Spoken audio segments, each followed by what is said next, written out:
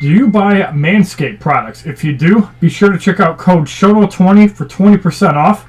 And just remember, your balls will thank you.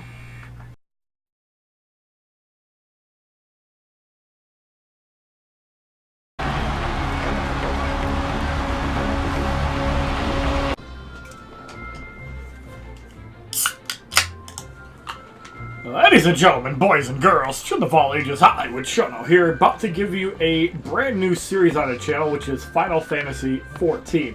And in this video, I wanted to show you guys my 3-day roster tour. Not that it's super impressive, but I kind of wanted to give you guys an idea of what I've been doing. So, to start off, we've been playing on the Coeurl server, which you can see in the top right corner. This is the server we're playing on. Currently, I have 3 of my buddies playing with me. Seven Frost, Kwame Kilpatrick, funny he actually got that name. It's actually showing 7s online right now, and Napa 0. So, all 3 of them are my buddies since either the high school days or 2002, and got them off a while onto Final Fantasy. Really happy with that. The reason I wanted to make this video is I want to show you guys the progression I've made within this game, and I also want to kind of raise awareness in the game. Like, I would love to try and get more people that don't watch my videos to go over to the HollywoodShono Youtube Live Streams channel, where I have been streaming this the last few days, and check it out. So, as you guys can see right here, I have a level 1 Gladiator, a level 8 Marauder, a level 1 Conjurer, Pugilist, Lancer, Rogue, level 2 Archer, but I have a level 11 Thaumaturge and a level 18 Arcanist. And as far as my crafting goes, I have done a little bit last night, which some of you guys might have seen. I'm a level 20 Miner. Botanist I need to figure out, so I'll probably do some of that after this video. And I'm a level 1 Fisher. I haven't done anything regarding fishing yet. I probably should, because that'll probably help with cooking. Carpentry, Blacksmithing are 3. Armor is 8. I've actually made a couple bronze items to outfit my character. We have a level 5 Goldsmith, Leatherworker, Weaver. I need to figure out how to get tailoring materials. I don't know if it's tied into Botanist. Hopefully so. Level 3 Alchemist and level 4 Culinarian. I've made a couple dishes, and this is kind of where we are. As far as gear goes, for my main hand, now I've been kind of split between getting stuff for Gladiator or for Casters.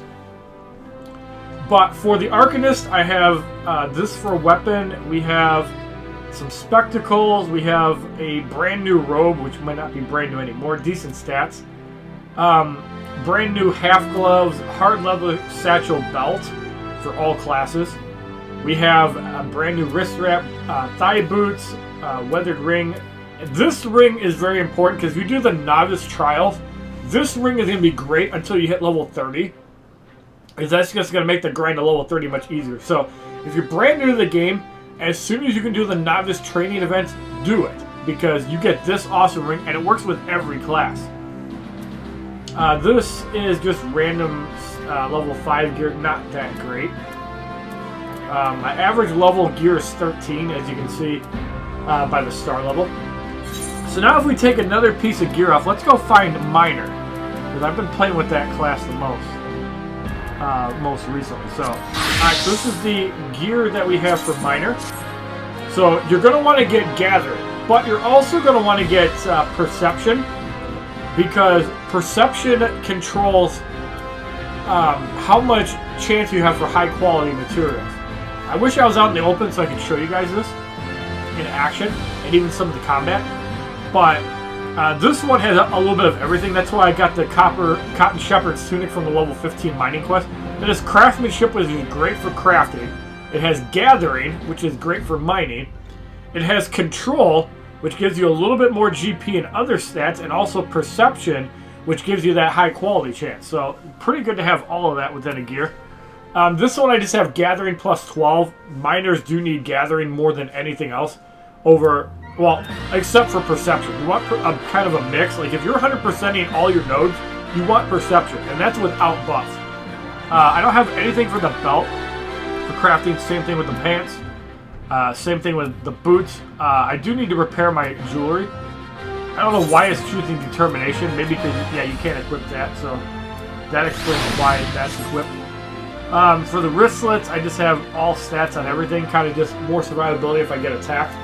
And yeah, there's a lot of things that I don't have, you know, for crafting that I do want to work on. But yeah, if you have everything Like, the most important thing is getting gathering.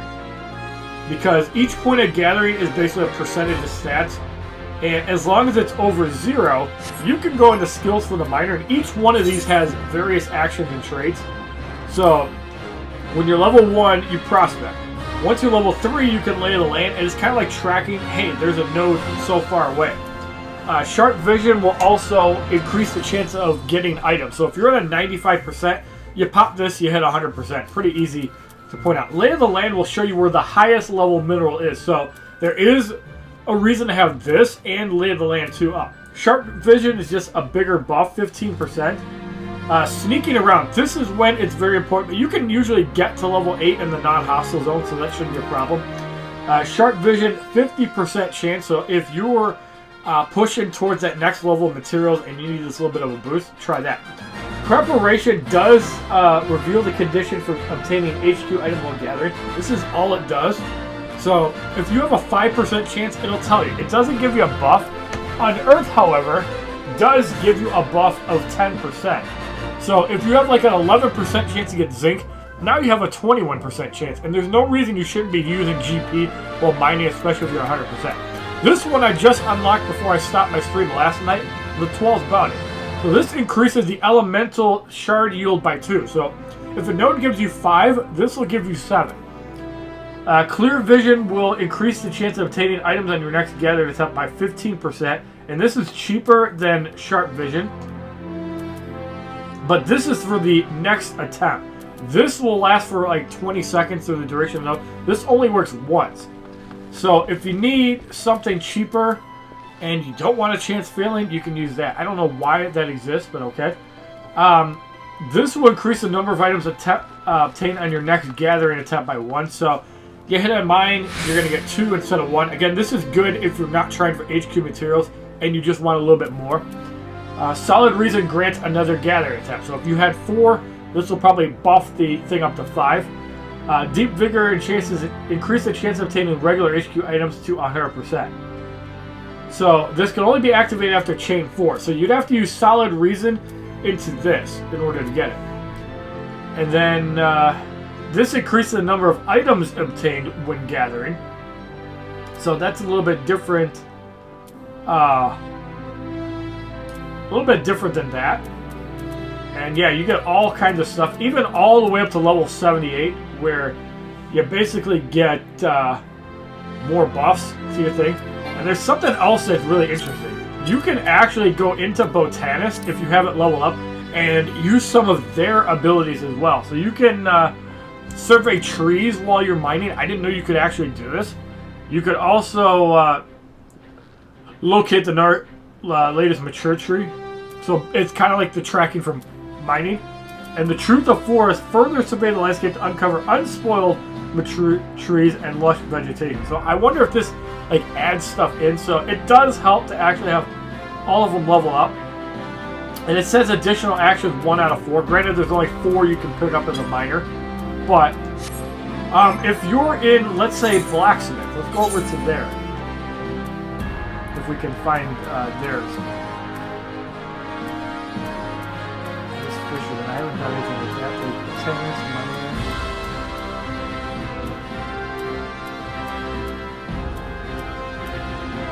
Okay, so there's black.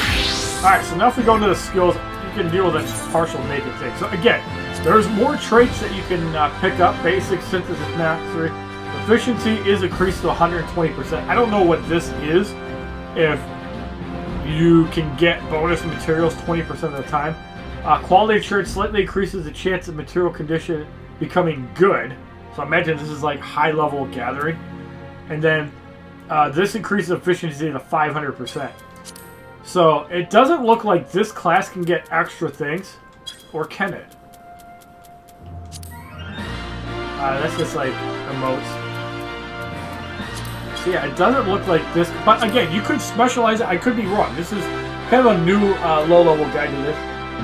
So we have basic synthesis, which increases the progress. Basic touch increases the quality. So if you know you're going to get an item on the first try, you pop this. Now you have a chance of a high quality item. Master's Mend will give back durability at the cost of CP. As you can see, mine is 180. You can increase it via stats, and this is how you can probably get more complicated crafting. Hasty Touch increases quality and requires no CP. So basically, you can use all your re-rolls to HQ and then use this. It's kind of a thing. So if you know you're going to max it out, like say it's a hit on quality without reducing durability, hit that. Rapid Synthesis increases progress even more. Success rate 50%. So imagine you can probably use it once per craft. Inner Quiet grants a bonus to control with every increase in quality. Stacks up to 11 times, increasing control up to 3,000. So yeah, pretty interesting. So it basically just increases the HQ stuff. And yeah, this is all stuff that I'm not going to know as a low level, but higher up, I'm definitely going to take advantage of it. So let's go, for example, now into Fisherman. And each one actually feels like you're leveling up. So you can get additional stuff from Miner and Botanist. So you can use this for some reason to prosper. So say if your area has mountains, you can do a little bit of both. You can even do Botanist, and you can do up to 8, up to level 50. So as you level up, you get more stuff. But yeah, each of these skills has different things. I imagine the extra effects are on secondary crafting. You can just slot them right to the hot bar. Now, as you guys know, I am playing off a PlayStation controller. Yes, this is a purple one. Don't judge. I wanted to get some use out of it and keep it as my dedicated PC PlayStation controller, as I have 4 controllers with the PS4 already set up. But yeah, you can get all these little abilities, and each class has different things they can pick up. So let's go now into Thaumaturge. Let's just flip them up. So they have another set of skills as well. So some of the stuff, they even have rolls, so you can add lower the target's intelligence and mind by 10%. Swift Cast is also with Arcanist at level 18. You get Lucid Dreaming, which gradually restores MP. This is good if you're using fire skills. And Sure Cast, you can cast without interruption. So there are some monsters that'll interrupt you. This is kind of like a buff. It lasts for 6 seconds with a 2-minute cooldown, so it's kind of another oh shit button. Traits, Magic and Mend increases base action damage and HP regeneration by 10%. So allows for the stacking of a second Astral Fire or Umbral Ice. So by stacking another Astral Fire, it's just more damage. Or Umbral Ice means faster MP regen. So if you regen 3,000 MP in Astral Ice, now you're going to regen 6,000 and get back to throwing fireballs. Thundercloud grants a 10% chance that after each damage over time tick inflicted by Thunder, Thunder 3 or 3% for 2 and 4. The next Thunder will add its full damage over time onto its initial damage, have no cast time, and cost no MP. So, it's kind of like that effect that Warlocks have in WoW, where you can do all the damage up front. And this will further increase the effects and give you a third thing. And reduces cast times for spells of the opposite element by half. So, if you're weaving fireballs, Astral, now this obviously takes use for transpose. So you probably want to try to get a couple off before you transpose. So you're going to be weaving a lot of these in through rotation. But you can see it probably gets more complicated with Black Mage, but this is what you get up to level 50. I'm pretty sure the basic classes can't be leveled beyond 50, but an expert would know if that's true or not. They probably can. But you probably have to quest to get the rest of your abilities. And yeah, each one has different things. So like if you go into, let's find our Conjurer, who I believe is a healer. I don't have this organized in any way. I wish you could organize these by letter. Okay, here's Conjurer. So the Conjurer has various actions as well. So Stone deals earth damage. We've seen classes like this before. Cure is basically a heal. Arcanist has this as well. Arrows like wind damage. Medica restores HP and HP of nearby party members, so it's basically like an AoE heal. Raises the revive. Arcanist have this too. Fluid or blinds target. So this is good against melee fighters, so they can't hit you. Kind of coincides well with a mage for sleep to give you more CC in dungeon. Stone 2, more earth damage. This is a bigger heal at 30. Arrow 2 is basically just higher wind damage with damage over time, and this is just a better regen. And then rolls, you can affect the target with sleep, so if your black mage or third material is doing damage, they can do the CC for you. Or you can have two people do it. So Asuna removes a single detrimental effect from the target. This is going to be super useful later on. Swift Cast gives you the instant cast. So if you need to burst heal or like do something that needs to be done. This one is really cool because it gradually increases MP, but you can only use it for 21 seconds, so you have to kind of time it out. Kind of like Totem of Water, I think it is, in World of Warcraft. Or whatever the Manatide Totem, I believe it is. It might be the water, I can't remember. Surecast spells can be cast without interruption. It's only 6 seconds. Hopefully there's gear that makes it longer. And Rescue instantly draws target party member to your side. So if a rogue, for example, is like gonna die and you have no mana to heal, you can pull them to you. This is a really cool ability. I can't wait to see this used on me to pull me away from death, or it could be used on somebody that doesn't know to get out of stuff. Very helpful there. We're gonna go with one more and I'm gonna kind of end it there. So let's go to a melee class. So I have a Marauder slightly leveled up. Sorry, he's still naked, don't judge. But I like the Marauder. He's got heavy swing into maim, which you can combo.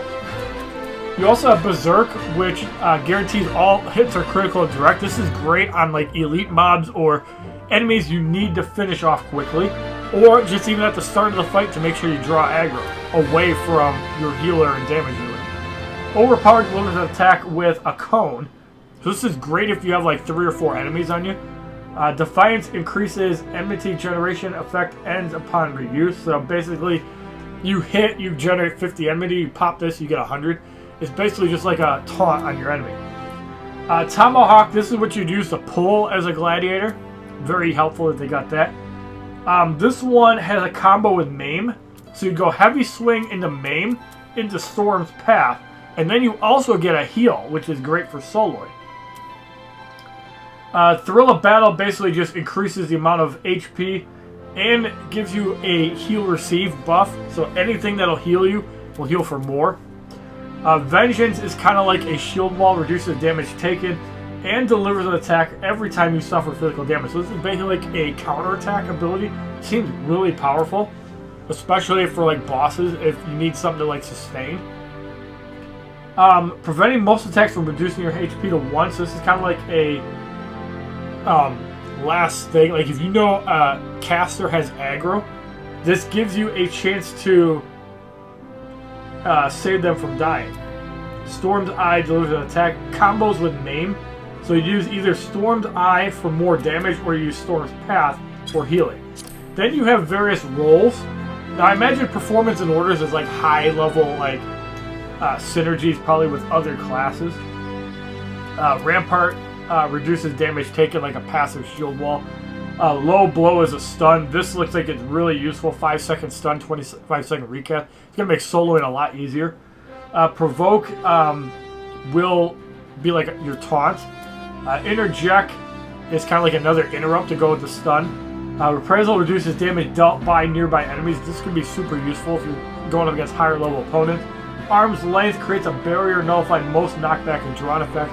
Knockbacks are annoying as hell and they can prevent you from getting a taunt off, so useful. So yeah, there's a lot of stuff to do in Final Fantasy XIV. And like even the crafting. I've been doing a little bit of crafting last night. And you can see, like, there is so much stuff to do. Like, this is a super complicated RPG. And that could be why some of you guys don't watch it that don't know that I stream it. But I wanted to put this little video out just to let you guys know that I am streaming Final Fantasy XIV. I will be streaming a lot. That doesn't mean I'm not going to be making Mortal Kombat Mobile, WWE Mayhem when Hulk Hogan comes out. I'm not going to be making King of Fighters All-Star content. I'm not going to be making Injustice 1 content because I will. But I am going to be playing Final Fantasy XIV, and if you guys don't like it, well, you can donate to have me play something else. Thank you guys for watching. Have a wonderful day, kids. www.youtube.com/HollywoodShono. Subscribe, bitches!